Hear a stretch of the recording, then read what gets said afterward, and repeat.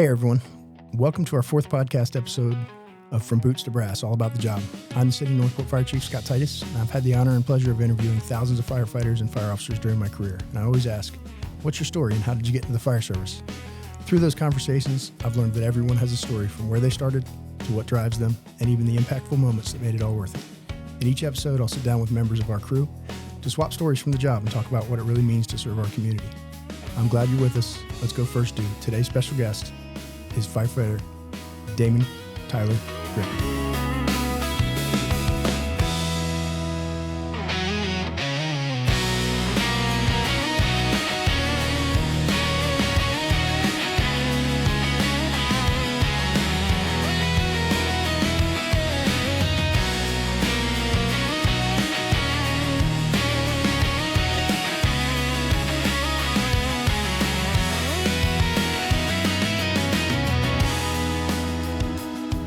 Morning.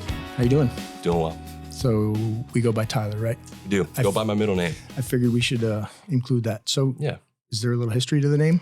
Yeah. So my mom and dad went back and forth on what they wanted to name me. My dad was hard and fast, wanted to be Damon. And my mom agreed. They got me home from the hospital. Never once called me Damon. Okay. So it's been Tyler since birth. Is there a family history name of Damon or just No, he liked Dad liked it. Okay. Pushed my mom long enough. She gave in, and then that was it. Perfect. All right. Before we get too far, give a shout out to your crew station. Let everybody know where you're working and who your crew is. And if you want to give them a little word of encouragement. Yeah, absolutely. Currently, I am stationed at 81 on C shift. I'm the engineer on that shift at that station. My lieutenant is Chris Kiesel. We have paramedic Benitez, paramedic Roman, firefighter Hunter Fuentes, Jack Smirker. It's a good group of guys. I enjoyed being there with them. Great We had crew. a lot of fun. And so 81's right here in the City Hall complex, right? Yep, And you guys are in the temporary facility right now. we are. While the station's being built. So it's a little bit tight quarters. Yeah, we've enjoyed it, and nobody has complained once.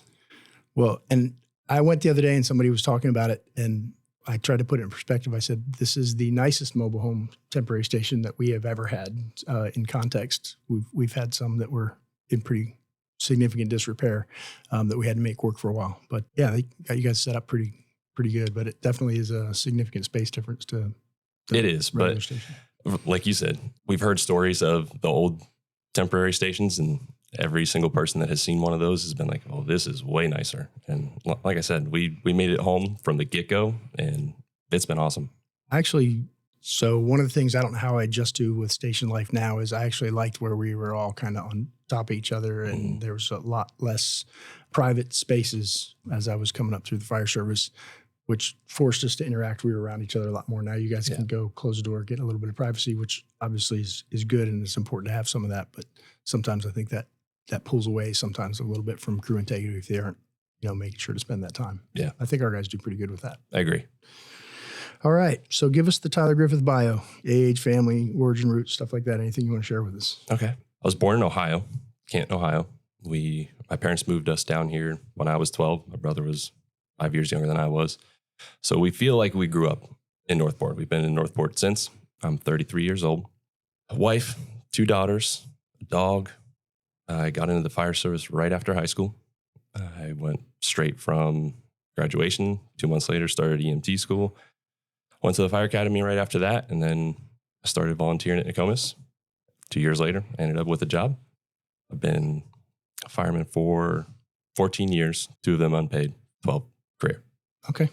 And that unpaid, that wasn't because you were in trouble. It's unpaid No. because you were. Volunteer. There you go. We'll get back to some of that, but I want to make sure Katie doesn't think you brushed over her. So tell us a little about your wife, how you guys met, maybe the kids, anything you're willing to share. Absolutely. Katie's my high school sweetheart. Awesome. We met at an ex-girlfriend's Sweet 16. I was going to say, oh boy, that's tough, but obviously it's worked out well. It worked out great. Okay. I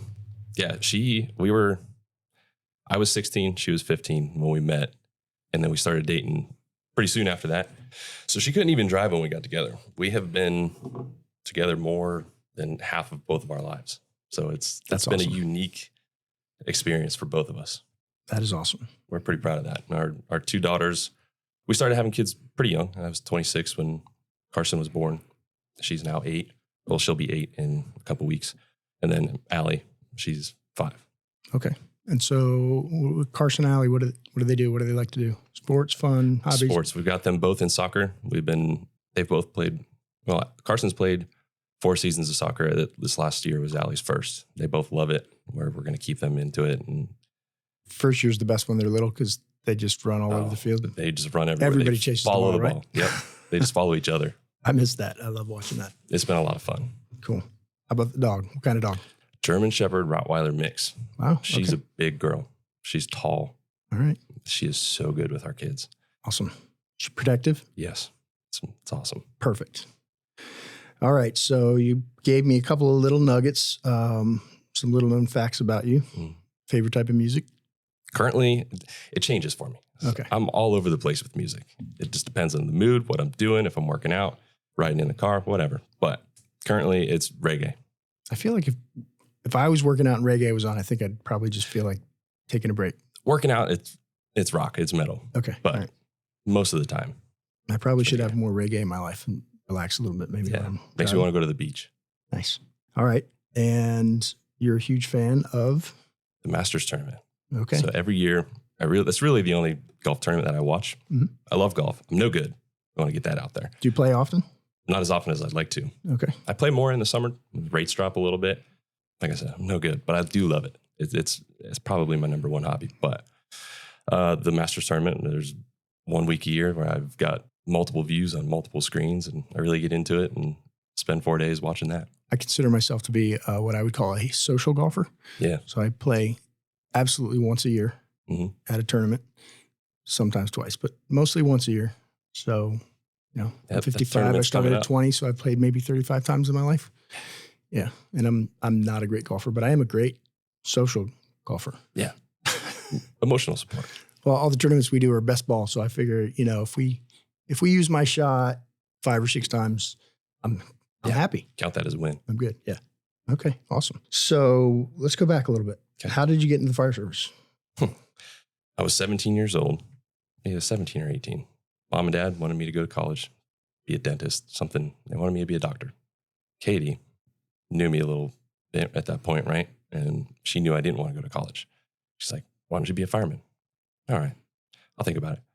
Northport High School, Chief Ingalls was there during a career event in the gym. Talked to him for a little bit. Saw her after that. I was like, yeah, be a fireman. I'm 17 years old. From then on, I'm like, all right, that's what I'm going to go do.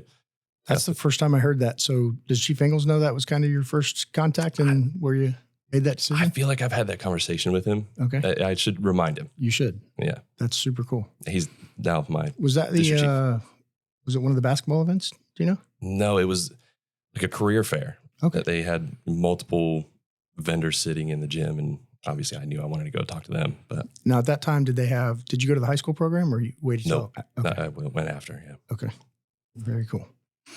All right. So you met him, you decided to do it, and take us from there. Graduated high school. Mm-hmm. August, I was in the EMT program. Finished that in December. January of 2012, started the fire academy. June of 2012, started at Nokomis. And you were at Nokomis 2 years before you got picked up? Yep, 2 years. I got hired by Sarasota County in 2014. Okay. Spent the next seven and a half years there. And then the last 4.5 years have been here in Northport. So our awesome mutual aid partners to the north. Yep. 7.5 years there. Mm-hmm. Where did you work? Where'd you work at Sarasota County? What area of the county? The bulk of my career, probably 6 years, was at Station 22 in South Venice. Okay. So there was a lot of times where we would run mutual aid with Northport. And obviously I knew a bunch of guys that worked here. And actually, let me back up a little bit because I do want to mention that I did interview here. This is my very first fire service interview in 2013, and it didn't work out.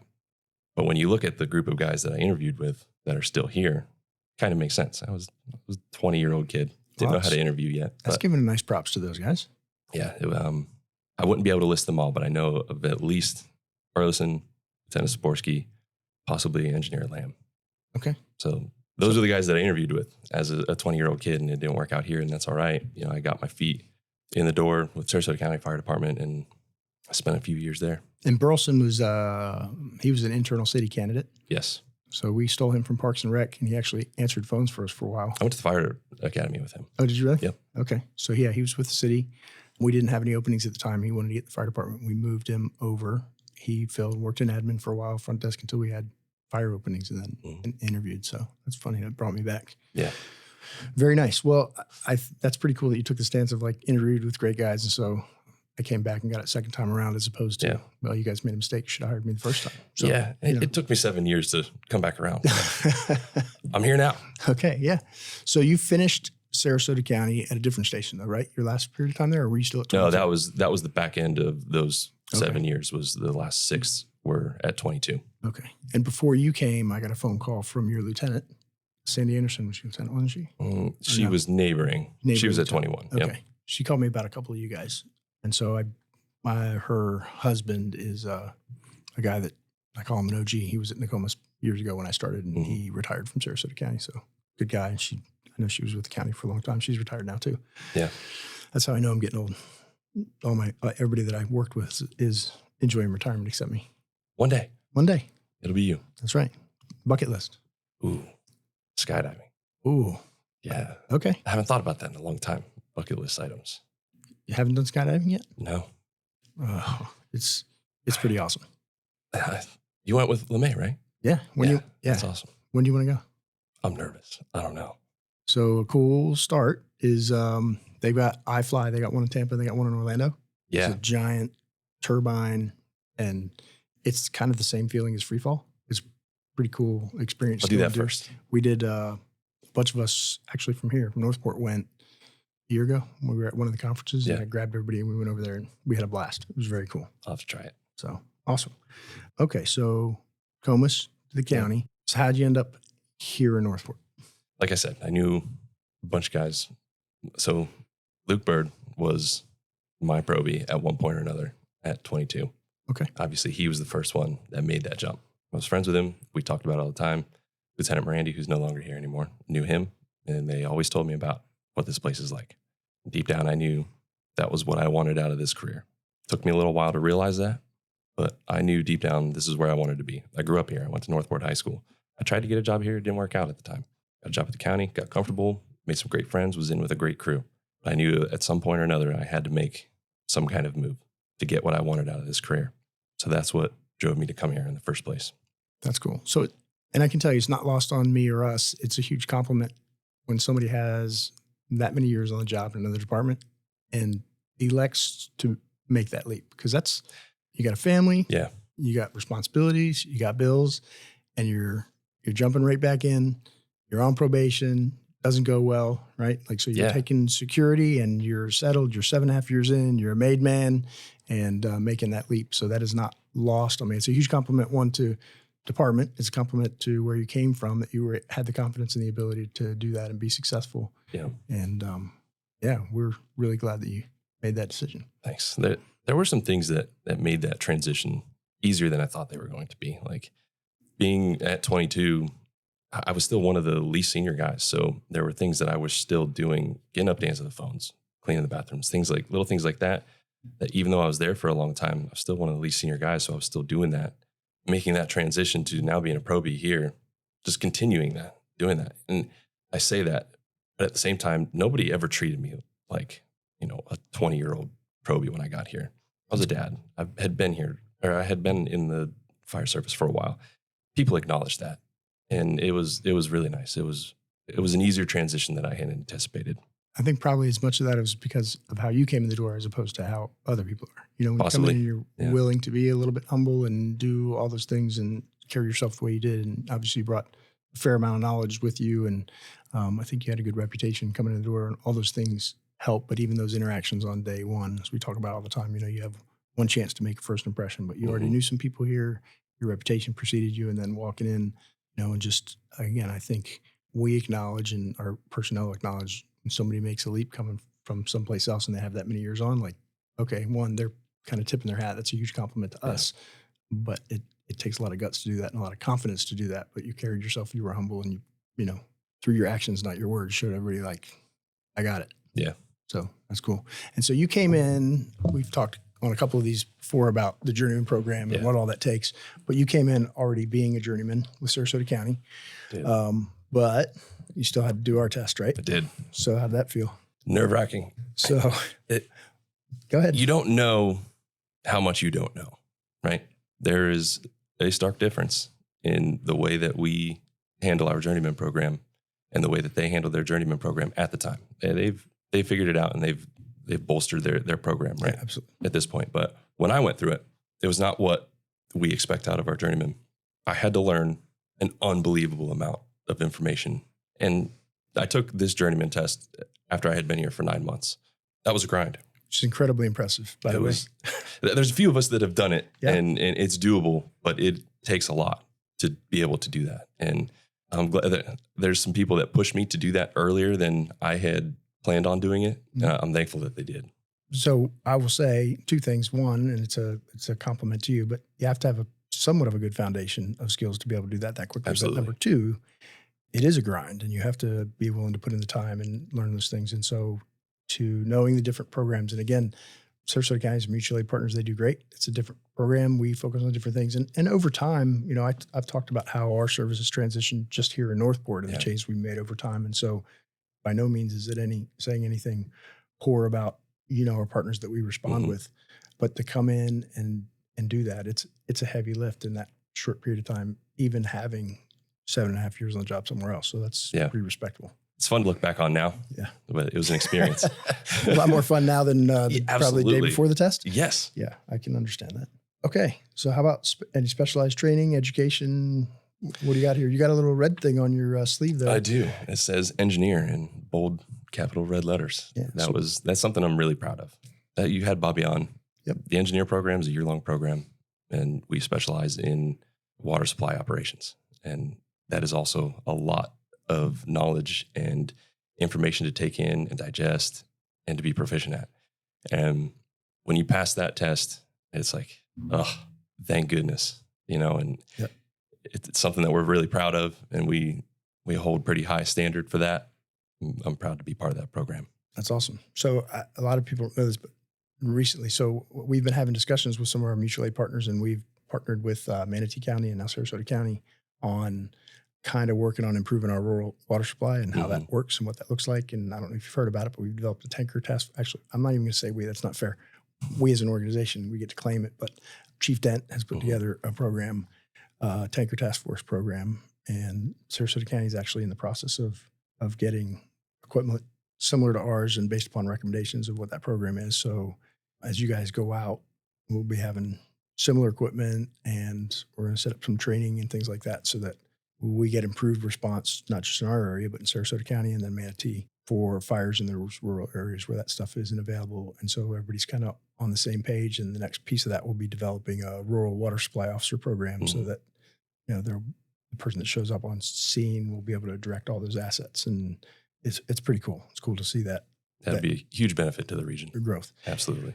And the birth of that program here was just a drastic change. I mean, all of our people, that's part of the difference with our journeyman program to some others is there's a very high expectation on knowledge of pumping and apparatus performance in that as well. And then we kind of take that on steroids times 100 and do the engineer program. So you're already pretty proficient, I think, when you come out and become a journey person, but then it's the next level. When you're in that engineer program, the expectation is that you already know how to pump and pump well.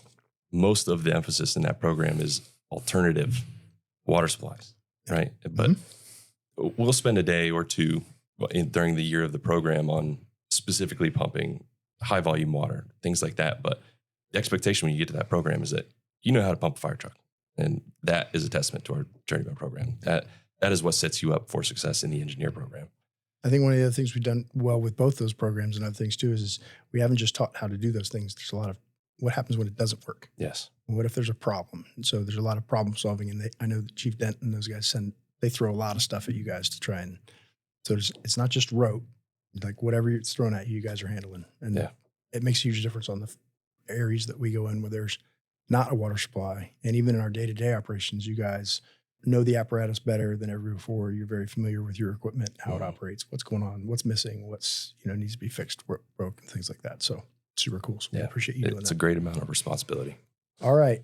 So what drives you every day on the job? Like what's the big thing? Do you have a particular passion?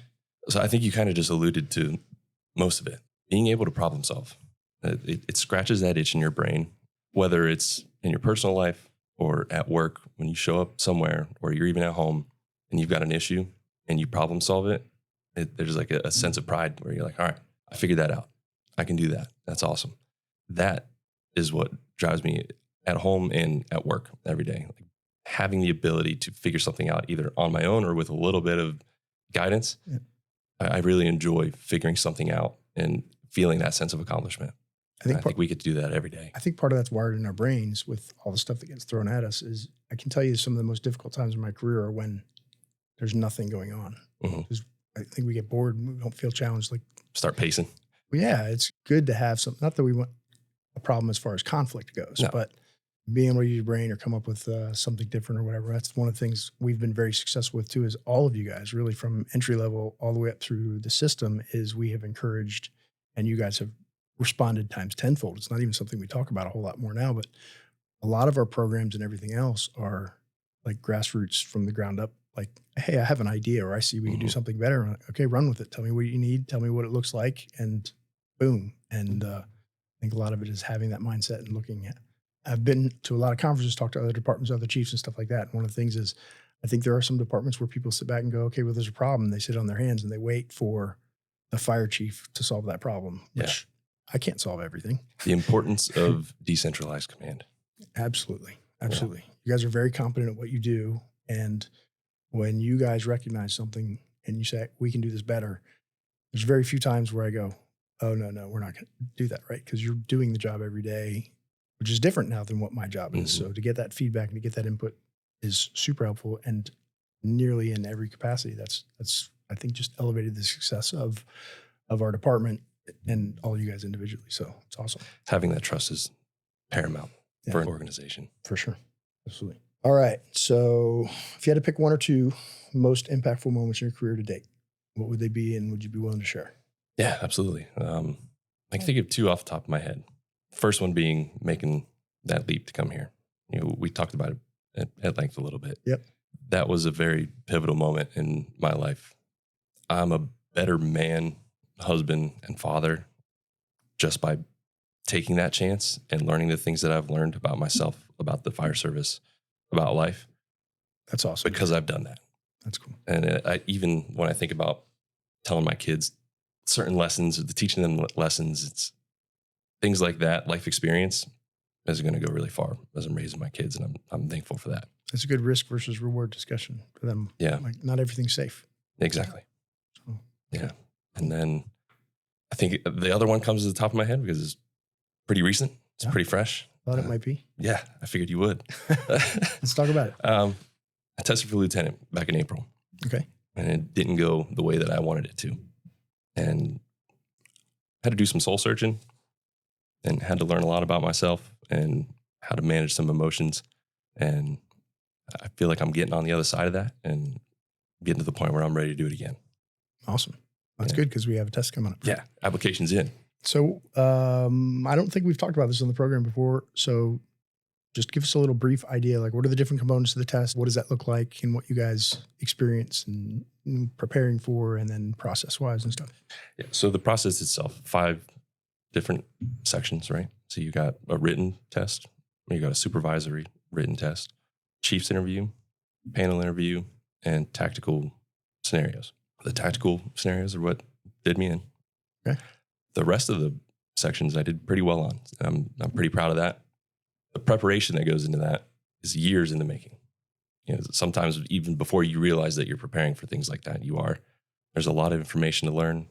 Just being in the fire service for a certain amount of time can help you with things like that. But the studying, everybody studies differently. You know, everybody studies for different amounts of time. You got to find what works for you. And I feel like I did. I studied for probably 6 months, but I never sat down for 8 hours a day and studied and read and practiced. It was about an hour to 2 at a time when I had time, when the kids are at school, wife's at work, had some time to myself, just me and the dog sitting home and reading. And you spend some months preparing for that, and then time comes up, you start to get real nervous, you start feeling that pressure, and then it's time to go. It's time to show what you know. So we talked a little bit about this yesterday. So tell us, if you don't mind. Yeah, Talk a little bit. So you said the tactical scenarios, what you had a tough time on. So everybody talks, right? Everybody knows what previous year's tests have looked like, what kind of scenarios are done. And you start to think to yourself, how can I prepare for things like this? Because they are grand. They are extreme circumstances. And you're like, I never thought of that. But you practice, and you practice a certain way because you don't want to be the guy in my situation where it didn't go the way you wanted it to. And I would say that there was a certain way that I had trained for, and it wasn't that way. And I kind of froze, and I didn't get my thoughts out of my brain. And if you ask my wife, there are very few thoughts that come across my brain that don't come out of my mouth. And for whatever reason, I couldn't make that happen on test day. Well, so we talked a little bit about why that happened yesterday. And so part of it, I think, is one, it's first time you tested. And yes, that's a lot of pressure in and of itself, because obviously it's very important to you. It's equally important to us because, you guys are, as you guys come up through the system, you're the future of the department, of the service. But on top of all of that pressure, then, like you said, you have an idea, or you think, you know what you're going to see. And so this was a situation where instead of it being a dynamic scenario, it was a static scenario. And it just kind of caught you off guard a little bit. Yeah. And so I think as you and I talked about yesterday, so we had a conversation because you were turning your letter in for this next process. Yep. And by the way, I loved the conversation, but I thought it was cool. And then to hear you talk today about how much you like to problem solve, and almost kind of how I left it with you yesterday was, you've been riding up as an officer. All you guys have been riding up as an officer. There's really not a question to us as to whether or not you can do a tactical command. But unfortunately, it's like the movie Any Given Sunday, right? So we have the process, and it's what it revealed. I don't think anybody thought that's a reflection of your abilities. So I think it was more a reflection of expectations versus what you got, and then test day. But it's really it's about showing what you have. Yeah. And I don't think you accurately showed what you have that day. And we had several other people that way. It was a good learning lesson. And I think our conversation yesterday, for me, I felt pretty good about it. And I'm hoping, it set well with you. Yeah, I did. Yeah. A lot of people carry that. They carry that responsibility and everything else. And like I said, it's really we call it a test, but it's really just hey, come show us what you got. And just be you, Yeah. So managing nerves is a large part of that. It is. It is. I get nervous. Journeyman test, engineer test, absolutely, lieutenant test. Yeah. Let's see if I can manage that a little bit better this time. Well, there's a lot riding on that, right? There is. It's important. It's important. When I know all of you guys have investment in what you want to be part of the future of the organization and moving up and helping to lead. Mm-hmm. You're all already leading. You're riding up. You're doing those things. So this is a little more of a formality of it. Obviously, there's personal satisfaction and that achievement of reaching something that you worked for, and that recognition. So that's all good too. But yeah, it's important. So it's hard not to have some of that absolutely pressure and nerves. Chief In, though, has a saying: there's a difference between being scared and being nervous. Absolutely. Being scared means you're not prepared. Being nervous just means it's important to you. I like that. I like that a lot. So if you could change one thing in the fire service, either here or industry-wide, what would it be? I'd say the rush to relativity. Okay. This career is a marathon, and a lot of us, myself included, treat it like a sprint.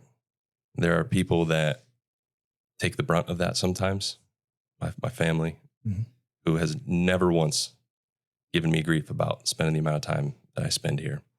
Actually, I know maybe my kids do a little bit, but they don't quite understand. But my wife has been unbelievably supportive of the amount of time and effort that I've put into here, and I'm very thankful for that. But there's a point in time where that can take a toll on your personal life, and you've got to play that balance. And I think as a whole, the fire department and the fire service rush to make moves when they can get great at the position they're in right now and treat this like a marathon. 30 years is a long time to do anything. Tell me about it. Yeah. It went like that, though, didn't it? It did. It did, absolutely. I've spent a lot of time talking about that, especially as I get further on in my career and with my wife. And my So one, Kim, I know you're going to be listening to this. My work-life balance has always been horrible. As you know, I'm pretty invested here. I know 100% in my heart that the amount of hours and time that I invest here, if you look at that, would lead you to believe that this place is more important sometimes than my family, and that's not the case. But it appears that sometimes where you spend your time, that's where your priorities are. I've always felt such a high sense of responsibility. And, this organization, we've changed so much over the years, and it requires, actually I had this conversation a couple of weeks ago with somebody that it seems like a lot of people successful in this job are the people that don't have great work-life balance. Yeah. I too am incredibly blessed because my wife understands my passion for the job and how involved that I am. And she has tolerated that, and she has supported me and given me the grace to be able to do that. And she does sometimes say, okay, time out. That's it. Yep. I need this time from you. I probably should recognize it more when she doesn't say it, but it's cool that you gave your wife the props for that, because it's a huge sacrifice, especially when your kids are the younger. Difference maker. Yeah. I have conversations with guys at work, and having that support from your significant other is the difference maker. I would absolutely in what agree. you're going to do here and how you're going to do it. Yeah, absolutely agree. And like you said too, with your kids, like we do sacrifice. If you were just a come to work and go home employee and you didn't work any extra overtime, you didn't do anything else, just shift work alone, you're missing, weekends, holidays, birthdays for your kids, anniversaries, like just by the way things fall. Add into that special events, add into that overtime, add into that if you have, Swaps, engineer training, if you're programs. preparing, all that stuff. And it piles on more and more. And, some people look at this job and go, well, gosh, every day you work is a weekend. You work one day, you get 2 days off. It's a 24-hour day. Yeah. And honestly, a lot of you guys that work shift work don't have those 2 days off because you are involved in other programs or investing in other things. Sometimes maybe it's not even here, but it's going to school or doing other things, or the engineer program like you were doing and things like that. So all those things are a sacrifice that there is a cost to that. And it's good to have that support with family. So it's a balance. You've got to find it. You've got to find what works for your family and for you. And hopefully you can keep that on track. Yeah, I wouldn't recommend doing it the way that I did it. Hey, you're here now. I am here now. And as I said, my wife's been incredibly supportive. She's got a pretty demanding job, which is probably why somewhat, it's worked out. And we have a great relationship. Kids are a little bit older now, and so they're somewhat independent functioning. But there was a lot of years where I was here for, every time we got a hurricane, I'm like, you guys got to leave. And so I'd said, I think one year my wife left the state 6 times because of storms coming in. Yeah. Packed the kids up, 4 kids in a car, and drove 10 hours to South Carolina to be with family, because I said, you have to go because I got to be at work and I don't want to worry about you guys. And I think after that 6th time she came back, she said, you're not the boss of me and I'm not leaving anymore. And so knock on wood, we didn't have a whole lot of storms since then. There's been some times she's been without power or whatever, but she's kept them safe and done okay. Yeah. And I've come to work through those storms. The storm life for the fire department is rough when you have a family. It's brutal. It's not great. Yeah. Yeah. And even though I'm not on shift now, so I'm EOC now that I'm up. Yeah, you're still here. I don't get to hang out with you guys. It's a lot more boring. I'm doing. But I'm locked in a building for 24, 48, 72, 96 hours, whatever it is. We're here. So it's nature of the beast. It is. How about, so do you have a fire EMS leader or mentor that kind of speaks to your soul? Somebody you learn from that's like an industry person, somebody from a book, somebody, whatever, local, like what kind of drives you or speaks to you? So I think I'll talk about more of a mentor that I've had since I've been here specifically. Perfect. I mentioned earlier somebody that pushed me to take the journeyman test at 9 months, and that was Chief Dawson. Nice. He wasn't even my lieutenant at the time. He didn't know me. I didn't know him. We got to know each other and worked together later on. But I think I had been out of orientation for 2 weeks. I was at 82. He was on truck 86 as a lieutenant. Stopped by the station one day, and first thing he asked me is like, when are you taking your journeyman test? Like, I don't know. I haven't put a whole lot of thought into that yet. He's like, take it in September. Okay. And nice. It was a grind from there. That was it. And he pushed me to do that, and I'm very thankful that he did. That was the first time he pushed me to do something. Okay. The second time, 1 month after the journeyman test, he was my lieutenant by then. We were at 84 together. We were sitting in the bay doing something. I think we were cutting ropes for a rope operations class he was getting ready to teach. We were just talking in the bay, and he told me that I should start working on my OIC task book. And he, told me there were some reasons that he felt that way. And that was, at that point, was when I started taking leadership more seriously. Okay. And it was because of him. So that was the second time that he has pushed me. And then once I got all my tech rescue classes and started getting in with the team, and he started putting me in informal leadership roles, teaching those classes, teaching the refreshers and stuff like that. And those kinds of things have really set me up for a leadership position as well. So that was 3 distinct things that he's pushed me towards and given me opportunities that have set me up for an officer role. And that's awesome.